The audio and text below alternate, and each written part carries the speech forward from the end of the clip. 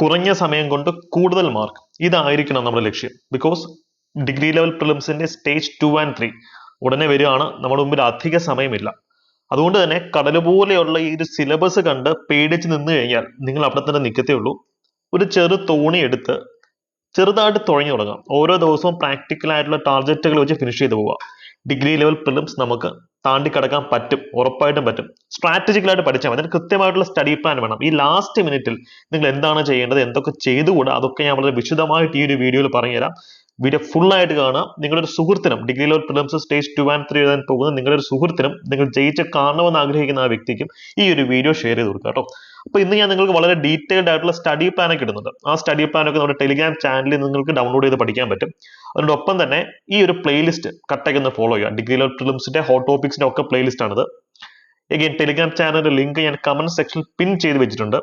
Daily രാവിലെ അതിൽ തരുന്ന ഫ്രീ മോക്ക് ടെസ്റ്റ് നിങ്ങൾ ചിട്ടയായി തന്നെ പഠിച്ച് മുന്നോട്ട് പോകണം. ബിക്കോസ് ഇനിയുള്ള കുറച്ച് ദിവസങ്ങൾ നിങ്ങൾ എങ്ങനെയൊക്കെ പഠിക്കുന്നു അതനുസരിച്ചിട്ടാണ് നിങ്ങളുടെ ഒരു 10-25 വർഷം എങ്ങനെയൊക്കെ പോകുമെന്ന് നിശ്ചയിക്കപ്പെടുക.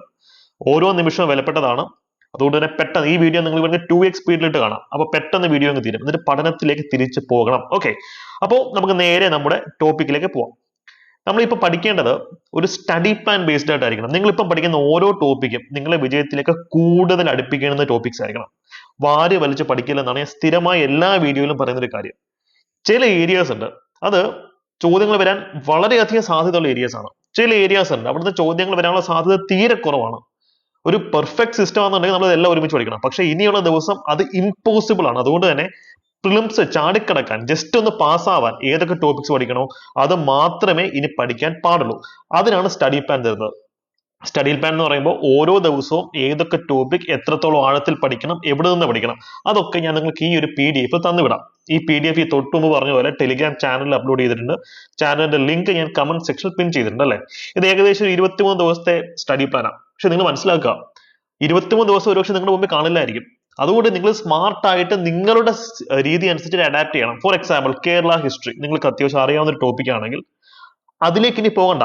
പക്ഷെ എക്കണോമിക്സ് ബുദ്ധിമുട്ടുള്ള ടോപ്പിക്കാണ്, നിങ്ങൾ അതിലേക്ക് പോകണം. ഫോർ എക്സാമ്പിൾ ഇപ്പോൾ വേൾഡ് ഹിസ്റ്ററി എടുക്കുക, അത് നിങ്ങൾക്ക് ബുദ്ധിമുട്ടായിട്ടുള്ള ടോപ്പിക് ആണെങ്കിൽ ഡേ 4 നമ്മൾ പ്ലാൻ ചെയ്തിട്ടുള്ളത് രാവിലെ വേൾഡ് ഹിസ്റ്ററിയിലെ പോർഷൻസ് പഠിക്കാനും അതുപോലെ തന്നെ മെന്റൽ എബിലിറ്റി വൈകിട്ട് പഠിക്കാനാണ് പറയുന്നത്. പിന്നെ മലയാളമുണ്ട്. ഇത് മൊത്തത്തിൽ പഠിച്ചു തീർക്കുന്നതിന് നടക്കില്ല. പക്ഷെ എന്ത് ചെയ്യണം, PYQs ഇതിനെ കംപ്ലീറ്റ് ചെയ്യാൻ പറ്റും. കൃത്യമായിട്ടുള്ള പ്രീവിയസ് ഇയർ ക്വസ്റ്റ്യൻസ് ഓരോ ടോപ്പിക്കിൽ നിന്ന്. For example philosophical cause of American war of independence അല്ലെ, എന്താണ് വോൾട്ടയർ പറഞ്ഞത് അല്ലെ, അല്ലെ എന്തായിരുന്നു വാഷിംഗ്ടണിന്റെ കോൺസെപ്റ്റ്, അതൊക്കെ പ്രീവിയസ് ഇയർ കോൺസെപ്റ്റ് തീർക്കാൻ പറ്റും. മലയാളം ഇഡിയംസ് ആൻഡ് പ്രോവർബ്സ് ഇത് കഥ പഠിക്കുന്നവരെ പഠിക്കാമല്ലോ. ഇത് അറേഞ്ച് ചെയ്തിട്ടുള്ള ആ രീതിയില്ല, ഇത് കുറച്ച് ഫാക്ച്വൽ ഡേറ്റ ആണ്. ബട്ട് ഇഡിയംസ് ആൻഡ് പ്രോവർബ്സ് കുറച്ചുകൂടെ എന്റർടൈൻമെന്റ് വാല്യൂ ഉള്ള സാധനമാണ്. അപ്പൊ ഇത് രണ്ടും കൂടെ ഒന്ന് പഠിച്ച് മടുക്കുമ്പോൾ ഇത് പഠിച്ചു കഴിഞ്ഞാൽ നമുക്ക് വളരെ രീതിയിൽ എന്ത് ചെയ്യാൻ പറ്റും, ഇൻട്രസ്റ്റിംഗ് ആയിട്ട് മടുപ്പില്ലാതെ പഠിച്ചു മുന്നോട്ട് പോകാൻ പറ്റും. അതാണ് ഈ ഒരു സ്റ്റഡി പ്ലാന്റെ പർപ്പസ് എന്ന് വെച്ച് കഴിഞ്ഞാൽ, നിങ്ങൾ സെൽഫ് സ്റ്റഡി ചെയ്യുന്ന ഒരു വിദ്യാർത്ഥിയാണെങ്കിൽ ഈ ഒരു സ്റ്റഡി പ്ലാൻ മാത്രം മതി. നിങ്ങൾക്ക് പ്രിലിംസ് അത് ഭീകരമായ മാർക്ക് കിട്ടുമെന്നല്ല ഞാൻ പറയുന്നത്, പാസ്സാവാൻ പറ്റും, മെയിൻസ് അറ്റൻഡ് ചെയ്യാൻ പറ്റും, നമുക്ക് അത് മതി. മെയിൻസിലാണ് നമ്മൾ ഓരോ മാർക്കിനും വേണ്ടി ഫൈറ്റ് ചെയ്യേണ്ടത്. കാര്യം അതിന്റെ മാർക്ക് നമ്മുടെ റാങ്കിനെ നിശ്ചയിക്കും. പ്രിലിംസ് ജസ്റ്റ് ക്വാളിഫൈ ചെയ്താൽ മാത്രം മതി. അതിന്റെ ഒരു ടാക്ടിക്സ് നിങ്ങൾക്ക് മനസ്സിലാണെന്ന് വിചാരിക്കുന്നു. അതിന്റെ ഒരു ക്ലാസ് ആണിത്. എങ്കിൽ നിങ്ങൾക്ക് കുറച്ചും കൂടി എളുപ്പത്തിന് ഈ പറഞ്ഞതുപോലെ ഒരു പുഷ് കിട്ടി, അല്ലെങ്കിൽ ഒരു കൈത്താങ്ങോടുകൂടി പഠിക്കണമെങ്കിൽ ഞങ്ങളുടെ degree level prelims revision batch നിങ്ങൾ ജോയിൻ ചെയ്യാം. വെറും 499 രൂപ മാത്രമാണ് അതിന്റെ ഫീസ് വരുന്നത്. ഫുൾ ഫ്ലെഷ്ഡ് ആയിട്ടുള്ള, അതായത് ഈ ഹോട്ട് ടോപ്പിക്സ് എല്ലാം തന്നെ കവർ ചെയ്യുന്ന ക്രാഷ് ബാച്ച് ഉണ്ട്. ക്രാഷ് ബാച്ച് എടുത്തു കഴിഞ്ഞാൽ prelims revision plus test series batch നിങ്ങൾക്ക് സൗജന്യമായിട്ട് അതിനകത്ത് ലഭിക്കും. അതിന്റെ ഫീസ് 999 രൂപ മാത്രമാണ്. നിങ്ങൾ എക്കണോമിക്കലി ബുദ്ധിമുട്ട് അനുഭവിക്കുന്ന വ്യക്തിയാണെങ്കിൽ അത് ഞങ്ങളുടെ അടുത്ത് പറഞ്ഞു കഴിഞ്ഞാൽ അതിനകത്തൊരു അഡീഷണൽ ഡിസ്കൗണ്ട് മാക്സിമം ഇട്ട് തരാനായിട്ട് ടെക്നിക്കൽ ടീം ശ്രമിക്കുന്നതായിരിക്കും. ഈ ഒരു നമ്പറിൽ കോൺടാക്ട് ചെയ്താൽ നിങ്ങൾക്ക് ഇതിന് ഫുൾ ഡീറ്റെയിൽസ് കിട്ടും. അപ്പോൾ ഈ വീഡിയോയിൽ പറയുന്ന കാര്യങ്ങൾ, അതിനകത്ത് പറഞ്ഞ ടെക്നിക്സ്, ടാക്ടിക്സ്, ഇതെല്ലാം ഒരു സ്ട്രക്ചേർഡ് കോഴ്സിന്റെ ഭാഗമായിട്ട് നിങ്ങൾക്ക് വേണമെന്നുണ്ടെങ്കിൽ ഈ ഒരു കോഴ്സ് കൺസിഡർ ചെയ്യാം. ജസ്റ്റ് വഴികാട്ടി മാത്രമാണ്. മെന്റൽ സപ്പോർട്ടും മെന്റർഷിപ്പ് സപ്പോർട്ടും അതിനോടൊപ്പം തന്നെ മോട്ടിവേഷനും കണ്ടന്റും എല്ലാം ഒരു പാക്കേജ് ആയിട്ട് തന്നെ നിങ്ങളിലേക്ക് എത്തിക്കണം. ഒരു അഫോർഡബിൾ ഫീസ് സ്ട്രക്ചറിൽ തന്നെ. ഓക്കെ, പക്ഷേ എനിക്ക് നിങ്ങൾക്ക് പറയാനുള്ള ഒരു കാര്യം, ഈ സ്റ്റഡി പ്ലാൻ സെൽഫ് സ്റ്റഡി ചെയ്യുന്ന വിദ്യാർത്ഥികൾക്കുള്ളതാണ്. ഞങ്ങളുടെ ബാച്ചിലേക്ക് വരുമ്പോൾ ഡിഫറെന്റ് ആയിട്ടുള്ള സ്റ്റഡി പ്ലാൻ ഉണ്ട്. കാരണം ക്ലാസ്സുകളുടെ എണ്ണത്തിലും മെന്റർഷിപ്പ് സപ്പോർട്ടിന്റെ സ്ട്രക്ചർ ഡിഫറെന്റ് ആണ്. അതുകൊണ്ട് തന്നെ കുറച്ചും കൂടെ ബെറ്റർ ആയിട്ടുള്ള സ്റ്റഡി പ്ലാനിലായിരിക്കും നിങ്ങൾക്ക് നമ്മുടെ ബാച്ചിൽ ലഭ്യമാവുക. ഒരു ഐഡിയ ക്ലിയർ ആയെന്ന് വിചാരിക്കുന്നു. ഓക്കെ, അപ്പൊ ഇനി നമുക്ക് നോക്കാനുള്ളത് സ്മാർട്ട് വർക്ക് ആണ്. സ്മാർട്ട് വർക്ക് ഇനിയുള്ള ദിവസങ്ങളിൽ പഠിച്ചത് മാത്രമേ അറ്റൻഡ് ചെയ്യൂ എന്നുള്ള വാശിയിൽ പോകരുത്. നമുക്ക് മാക്സിമം ചോദ്യങ്ങൾ അറ്റൻഡ് ചെയ്യണം. എലിമിനേഷൻ ടെക്നിക്സ് ഉപയോഗിക്കണം. സ്മാർട്ടായിട്ട് അറിയാത്ത ചോദ്യങ്ങൾ പോലും ശാസ്ത്രീയമായി കറക്കി കുത്തണം. ഒന്ന് രണ്ട് ചോദ്യങ്ങൾ നമുക്ക് ജസ്റ്റ് ഒന്ന് പ്രാക്ടീസ് ചെയ്യാം. അപ്പൊ നിങ്ങളുടെ കോൺഫിഡൻസ് കൂടും. കാര്യം പല ആൾക്കാരുടെ പേടി എന്ന് പറയുന്നത് അയ്യോ പഠിച്ചു തീർന്നില്ലല്ലോ ഇനി എന്ത് ചെയ്യും മല്ലയ്യ എന്നുള്ളതാണല്ലോ പല ആൾക്കാരുടെയും പേടി. ആ പേടി നമുക്ക് ഇപ്പോഴങ്ങ് മാറ്റാം. ഈ ഒരു ചോദ്യം വളരെ അഡ്വാൻസ്ഡ് ആയിട്ടുള്ള ചോദ്യമാണ് അല്ലെ. Rule of law, constitution, article 14 എന്ന് വരാൻ സാധ്യതയുള്ള ഓൾറെഡി PSC ചോദിച്ചിട്ടുള്ള വളരെ ഡീപ്പ് ആയിട്ടുള്ള ഒരു ചോദ്യമാണ്. AV ഡൈസി എന്ന് പറയുന്ന ഒരു ബ്രിട്ടീഷ് ജൂറിസ്റ്റ് ആണ് ഇതിന്റെ ഉപജ്ഞാതാവ് എന്ന് പറയുന്നത്. ജാപ്പനീസ് കോൺസ്റ്റിറ്റ്യൂഷനിൽ ഇതിന്റെ എലമെന്റ്സ് ഉണ്ട്. പക്ഷെ അത്രയും ഡീപ്പായിട്ട് പഠിച്ചില്ലെങ്കിൽ പോലും ഇതിന്റെ ഉത്തരത്തിലേക്ക് നമുക്ക് എത്താൻ പറ്റും. ജസ്റ്റ് നിങ്ങളൊന്ന് ആലോചിക്കുക. റൂൾ ഓഫ് ലോ, നിയമവാഴ്ച എന്നാണ് പറയുന്നത്. ഇന്ത്യയിലെ നിയമവാഴ്ചയുണ്ട്, നമുക്കറിയാം. നിയമമാണ് ഇവിടുത്തെ ഏറ്റവും ടോപ്പ്. രാജാക്കന്മാരോ രാജ്ഞിമാരോ ഒന്നും അല്ല. അപ്പൊ ഇതിനെ സംബന്ധിച്ച് ശരിയായിട്ടുള്ള പ്രസ്താവന എന്താണെന്ന ചോദ്യം. നിയമവാഴ്ചയുള്ള ഒരു സ്ഥലത്ത് നിയമവും ഓർഡറും ലോ ആൻഡ് ഓർഡർ ഉണ്ടാകുമോ ഇല്ലയോ? സിമ്പിൾ ക്വസ്റ്റ്യൻ ആണ്. ലോ ആൻഡ് ഓർഡർ ഇല്ലാത്ത ഒരു റൂൾ ഓഫ് ലോ, അതായത് ചിക്കൻ ഇല്ലാത്ത ചിക്കൻ ബിരിയാണി പോസിബിൾ ആണോ? സിമ്പിൾ ചോദ്യമാണ്. അപ്പൊ ലോ ഇല്ലാത്ത ഒരു റൂൾ ഓഫ് ലോ പോസിബിൾ ആണോ? അല്ല. അതുകൊണ്ട് തന്നെ 1 വന്നേ പറ്റൂ. അപ്പം തന്നെ നിങ്ങൾ B എലിമിനേറ്റ് ചെയ്യുന്ന 1 ഇല്ല. Second, fairness and elimination of description. Third, flexible rule and exclusion of judicial review of administrative action. Third statement പറയുന്നത് അഡ്മിനിസ്ട്രേറ്റീവ് ആക്ഷൻ. ഞാനിപ്പോൾ ഒരു ഉദ്യോഗസ്ഥനാണെങ്കിൽ എനിക്ക് എന്ത് തോന്നിവാസം കാണിക്കാം. കോടതി അല്ലെ ജുഡീഷ്യൽ റിവ്യൂ അതിലൊന്നും ചോദിക്കാൻ പറ്റത്തില്ല. ഇപ്പോഴത്തെ സെറ്റപ്പ് എങ്ങനെയാ? ഞാനൊരു പോക്കൃത്തം കാണിച്ചു കഴിഞ്ഞാൽ കോടതിയുടെ മുമ്പിൽ എനിക്ക് ഉത്തരം പറയേണ്ടി വരും. അതിപ്പോ മുഖ്യമന്ത്രി ആണെങ്കിലും പ്രധാനമന്ത്രി ആണെങ്കിലും ഇന്ത്യൻ പ്രസിഡന്റ് ആണെങ്കിലും അതാണ് അവസ്ഥ. അപ്പോ ഈ സ്റ്റേറ്റ്മെന്റ് പറയുന്നത് എന്താ? നിയമവാഴ്ചയിൽ കോടതിക്ക് അധികാരങ്ങളില്ല, അല്ലെങ്കിൽ ഫ്ലെക്സിബിൾ ആണ്, റൂൾസ് ഒക്കെ ഫ്ലെക്സിബിൾ ആണ്, തോന്നിയ പോലെ ഫ്ലെക്സ് ചെയ്യാം അല്ലെ. ഇവിടെ റൂൾ ഓഫ് ലോ എന്നാണ് പറയുന്നത് അല്ലെ. അവിടെ പറയുന്ന റൂൾസ് ഫ്ലെക്സിബിൾ ആണ്. ഇത് എന്താണ് ഈ പറയുന്നത്? അലുവയെ മത്തിക്കറി മുഴിക്കുക അല്ലെ. റൂൾ ഓഫ് ലോയിൽ പറയുന്നത് റൂൾ ആൻഡ് ലോയും ആണ് ഇമ്പോർട്ടന്റ്. ഇവിടെ പറയുന്നത് റൂൾ ഫ്ലെക്സിബിൾ ആണ്. അപ്പൊ തേർഡ് സ്റ്റേറ്റ്മെന്റ് ഒന്ന് ആലോചിച്ച് നോക്കിയാൽ ജുഡീഷ്യൽ റിവ്യൂ ഇല്ല എന്നൊക്കെയാണ് പറയുന്നത്. നിയമം ഹാൻഡിൽ ചെയ്യുന്നത് ജുഡീഷ്യറി ആണല്ലോ. അപ്പൊ നിയമവാഴ്ചയിൽ ജുഡീഷ്യറിക്ക് റോൾ ഇല്ലെന്ന് പറയുന്നത് തേർഡ് സ്റ്റേറ്റ്മെന്റ് ഭയങ്കര തെറ്റല്ലേ? തേർഡ് സ്റ്റേറ്റ്മെന്റ് തെറ്റാന്ന് പറഞ്ഞാൽ തന്നെ നിങ്ങൾ സിയും ഡിയും എല്ലാം എലിമിനേറ്റ് ഒറ്റയടിക്ക് എയിലേക്ക് എത്തും. ഈ രീതിയിൽ എക്സാം ഫുൾ ചിന്തിക്കാൻ നമുക്ക് പറ്റും. ഞങ്ങളുടെ കുട്ടികൾ ഈ രീതിയിൽ ചിന്തിച്ചുകൊണ്ട് തന്നെയാണ് പ്രിലിം സ്റ്റേജ് 1 അവർക്ക് ടോപ്പ് മാർക്കിലേക്ക് എത്താൻ പറ്റിയിട്ടുള്ളത്. പല ചോദ്യങ്ങളും നമ്മുടെ ടെസ്റ്റ് സീരീസിലും ക്ലാസ്സസിലൊക്കെ ഡിസ്കസ് ചെയ്ത് റാങ്ക് മേക്കിംഗ് ചോദ്യങ്ങൾ, ഈസി ക്വസ്റ്റൻസ് ഓൾറെഡി വരും, അത് നമുക്കറിയാം. അല്ലാതെ ഏറ്റവും ഡിഫിക്കൽട്ട് എന്ന് പറയപ്പെടുന്ന പല ചോദ്യങ്ങളും നമ്മുടെ ക്ലാസ്സിൽ നിന്ന് നമ്മുടെ ക്ലാസ് നോട്ട്സിൽ നിന്ന് വന്നിട്ടുള്ളതാണ്. സ്റ്റിൽ അങ്ങനെ വരാതിരുന്നാൽ പോലും നിങ്ങൾക്ക് സ്മാർട്ട് വർക്കിൽ കൂടെ 100% ഒന്നും പഠിച്ചിട്ട് പോകാൻ ആർക്കും പറ്റത്തില്ല. 100ൽ 100 വാങ്ങിക്കാൻ ആർക്കും ഒക്കത്തില്ല. പക്ഷെ നമുക്ക് ടോപ്പ് 10 റാങ്കിലേക്ക് എത്താനുള്ള മാർക്ക് വാങ്ങിക്കാൻ ഒക്കും. ലക്ക് ഫാക്ടർ അതുകൊണ്ട് ഇല്ലെന്നല്ല പറയുന്നത്. പക്ഷെ പരിശ്രമിക്കുന്നവനെ ഭാഗ്യം പിന്തുണയ്ക്കും. അത് മാത്രം നിങ്ങൾ അറിഞ്ഞാൽ മതി. അപ്പോൾ ഇതാണ് ഇതിന്റെ അപ്രോച്ച്. ഞാൻ മറ്റൊരു ചോദ്യം നിങ്ങൾക്ക് തരട്ടെ. ഈ ഒരു ചോദ്യം നോക്കിയേ.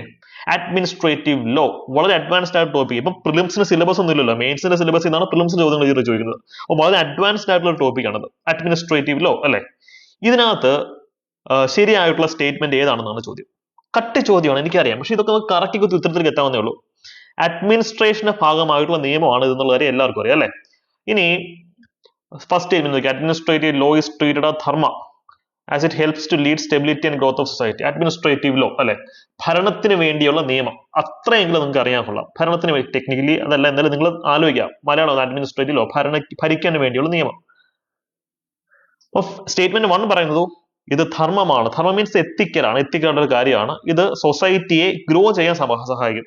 ഈ ഒരു സ്റ്റേറ്റ്മെന്റ് നല്ല എല്ലാ കാര്യങ്ങളും ബാധകമല്ലേ. അഡ്മിനിസ്ട്രേറ്റീവ് ലോ ആയിക്കോട്ടെ. തൊട്ട് മുമ്പ് നമ്മളുടെ റൂൾ ഓഫ് ലോയെ സംബന്ധിച്ചാണെങ്കിൽ ഈ സ്റ്റേറ്റ്മെന്റ് ശരിയായല്ലേ പറ്റൂ, തെറ്റാവാനൊക്കോ? അല്ലെങ്കിൽ കോൺസ്റ്റിറ്റ്യൂഷനെ സംബന്ധിച്ചൊരു ചോദ്യം വരും. അതായത് ഈ ഒരു സ്റ്റേറ്റ്മെന്റ് ആ സ്റ്റേറ്റ്മെന്റ് ശരിയായിരിക്കും. ഇതൊരു ടെംപ്ലേറ്റ് സ്റ്റേറ്റ്മെന്റ് ആണ്. നല്ല ഒരുവിധപ്പെട്ട എല്ലാ കാര്യങ്ങളെ സംബന്ധിച്ച് നോക്കിയാലും ഈ സ്റ്റേറ്റ്മെന്റ് ശരിയായേ പറ്റൂ. അഡ്മിനിസ്ട്രേറ്റീവ് ലോയെ പറ്റി മാത്രമല്ല, കോൺസ്റ്റിറ്റ്യൂഷൻ, IPC, CRPC, BNS, നമ്മുടെ എസ്റ്റാബ്ലിഷ്ഡ് ആയിട്ടുള്ള എല്ലാ സിസ്റ്റത്തിനെയും പറ്റി പറഞ്ഞാൽ ഈ ഒരു സംഭവം നല്ലതായേ പറ്റും. നല്ലതിനെ പറ്റി പറഞ്ഞാൽ നല്ലതായേ പറ്റുള്ളൂ. ആ ഒരു ലോജിക്ക് നിങ്ങൾക്ക് എത്തണം. അപ്പൊ സ്റ്റേറ്റ്മെന്റ് 1 കറക്റ്റ് ആണ്. Statement 2 administrative law is in favour of the concept of growth with liberty for making society civilised. ഇതെന്താണ് ഇവർ പറയുന്നത്? ഫസ്റ്റ് സ്റ്റേറ്റ്മെന്റിൽ പറയുന്നു സൊസൈറ്റിയെ ഗ്രോ ചെയ്യാൻ അഡ്മിനിസ്ട്രേറ്റീവ് ലോ സഹായിക്കുന്നത്, ശരിയാണ്. സെക്കൻഡ് സ്റ്റേറ്റ്മെന്റിൽ പറയുന്നു സൊസൈറ്റിയെ ലിബർട്ടിയോട് കൂടി ഗ്രോ ചെയ്യാൻ സഹായിക്കും. രണ്ടും ഒന്ന് തന്നെയല്ലേ പറയുന്നത്? ഒന്ന് അപ്പു ഒന്ന് അച്ചു, മറുകൊള്ളുവൻ അപ്പു മറുകില്ലാത്തവൻ അച്ചു. അതല്ല ഇത്. നിങ്ങളൊന്ന് ആലോചിച്ച് നോക്കിയേ. ഇതിന്റെ ഒരു മാജിക് നിങ്ങൾക്ക് മനസ്സിലാവുന്നുണ്ട്. ഈ ചോദ്യകർത്താവിന്റെ ഉദ്ദേശം നിങ്ങൾക്ക് അഡ്മിനിസ്ട്രേറ്റീവ് ലോയിൽ PhD ഉണ്ടോ എന്ന് ചെക്ക് ചെയ്യലല്ല, കോമൺ സെൻസ് ഉണ്ടോ എന്ന് അസസ് ചെയ്യലാണ്. അപ്പൊ കോമൺ സെൻസ് ഉപയോഗിച്ച് ക്ലാസ് റൂമിൽ ചിന്തിക്കുക. ഇത് പലരും പറയുന്നത് ക്ലാസ് റൂമിൽ പോസിബിൾ അല്ല, നടക്കത്തില്ല. സത്യമാണ്. ഭൂരിഭാഗം ആൾക്കാർക്ക് നടക്കാറില്ല. അതുകൊണ്ട് തന്നെയാണ് ഭൂരിഭാഗം ആൾക്കാർ റാങ്ക് ലിസ്റ്റ് പുറത്തു പോകുന്നത്. അതൊരു നാച്ചുറൽ സെലക്ഷൻ ആണ്, എവല്യൂഷന്റെ ഭാഗമാണ്. ഇത് കഷ്ടപ്പെട്ട് അധ്വാനിച്ച് വർക്ക് ചെയ്യുന്ന ഒരു വ്യക്തിക്ക് ക്ലാസ്സിൽ വർക്ക്ഔട്ട് ചെയ്യാൻ പറ്റും. അതുകൊണ്ട് തന്നെയാണ് റാങ്ക് ഹോൾഡേഴ്സ് ആവുന്നത്. സോ അവർ പറയുന്നത് തെറ്റാന്ന് പറയാൻ ഒക്കത്തില്ല. ഇത് ക്ലാസ്സിൽ വർക്കൗട്ട് ആവില്ല, അല്ലെങ്കിൽ എക്സാമ്പിൾ വർക്കൗട്ട് ആവില്ല എന്ന് പറയാൻ ഒക്കത്തില്ല. എനിക്കിത് വർക്കൗട്ട് ആയതുകൊണ്ടാണ് ഞാൻ പല റാങ്ക് ലിസ്റ്റിലേക്ക് വന്നത്. എന്റെ സ്റ്റുഡൻസ് വർക്കൗട്ട് ആവുന്നതാണ് അവർ റാങ്ക് ലിസ്റ്റിലേക്ക് എത്തുന്നത്. അപ്പൊ ഇത് ക്ലാസ് റൂമിൽ ഈ ചിന്ത വർക്കൗട്ട് ആവില്ല എന്ന് പറയുന്നെങ്കിൽ അത് ശരി തന്നെയാണ്. അതുകൊണ്ട് തന്നെയാണ് കൂടുതൽ ആൾക്കാർ റാങ്ക് ലിസ്റ്റിന് പുറത്ത് നിൽക്കുന്നത്. നിങ്ങൾക്ക് റാങ്ക് ലിസ്റ്റിന് ഉള്ളിൽ വരണമെങ്കിൽ മാത്രം ഈ രീതിയിൽ പരിശീലനം നടത്തിയാൽ മതി. ഞാൻ ഐഡിയ മനസ്സിലായോ? കോമൺ സെൻസ് ഉപയോഗിക്കണം, എലിമിനേഷൻ ഉപയോഗിക്കണം, ചിട്ടയായി പഠിക്കണം. അപ്പോൾ എന്ത് ചെയ്യാൻ പറ്റും? നമുക്ക് സ്ട്രോങ് ആയിട്ട് പ്രിപ്പറേഷൻ മുന്നോട്ട് കൊണ്ടുപോകാൻ പറ്റും, റാങ്ക് അടിക്കാനും പറ്റും. ഞാൻ അതിരുന്ന വാക്കാണത്. അപ്പൊ സെക്കൻഡ് സ്റ്റേറ്റ്മെന്റ് നമുക്ക് കറക്റ്റ് ആണ്. തേർഡ് സ്റ്റേറ്റ്മെന്റോ, administrative law does not have any role in private sector. അതായത് സ്വകാര്യ മേഖല, ഇപ്പൊ റിലയൻസ് ഇൻഡസ്ട്രി അല്ലെങ്കിൽ എയർടെൽ അല്ലെങ്കിൽ ഒരു സ്വകാര്യ മേഖല അല്ലെ, അല്ലെങ്കിൽ അദാനി ഗ്രൂപ്പ്, അല്ലെങ്കിൽ തൊട്ടപ്പുറത്തെ ചായക്കട, അത് പ്രൈവറ്റ് എന്റർപ്രൈസ് ആണല്ലോ. അപ്പൊ അവിടെ ഒന്നും അഡ്മിനിസ്ട്രേറ്റീവ് ലോയ്ക്ക് ഒരു റോളും ഇല്ലെന്ന് പറയുന്നത്. എടാ ഞാൻ ഡൗട്ട് ചോദിച്ചോട്ടെ, ഇവിടെ പറയുന്നത് എന്താ? ധർമ്മമാണ്, സൊസൈറ്റിയെ ഗ്രോ ചെയ്യാൻ സഹായിക്കുന്ന ഒരു സാധനമാണ്, ലിബർട്ടിയെ ഗ്രോ ചെയ്യാൻ സഹായിക്കുന്ന സാധനമാണ്. അപ്പൊ ഇതിന് പ്രൈവറ്റ് സെക്ടറിൽ ഒരു 0.001% പോലും റോളില്ലേ? ഇപ്പൊ അബ്ബാസ് പോലും പറയുന്നത് കീടാണ് 99.9% നശിക്കുമെന്ന് പറയുന്നത്, അവിടെ പോലും 100% കണക്കില്ല. അപ്പൊ ഇതൊരു എക്സ്ട്രീം സ്റ്റേറ്റ്മെന്റ് ആണ്. അപ്പൊ ഒരു റോളും ഇല്ല എന്ന് പറഞ്ഞാൽ ശരിയാവാൻ പറ്റൂ? No role, does not have any role, 0 role എന്ന് പറയുന്നത്. മിനിമം റോൾ എന്ന് പറഞ്ഞാൽ പോലും നമ്മൾ ഒരുപക്ഷെ കൺഫ്യൂസ്ഡ് ആവും. അത് ചിലപ്പോൾ സാധ്യത ഉണ്ടായിരിക്കും, അല്ലെങ്കിൽ ഉണ്ടാവാൻ സാധ്യതയുണ്ട്.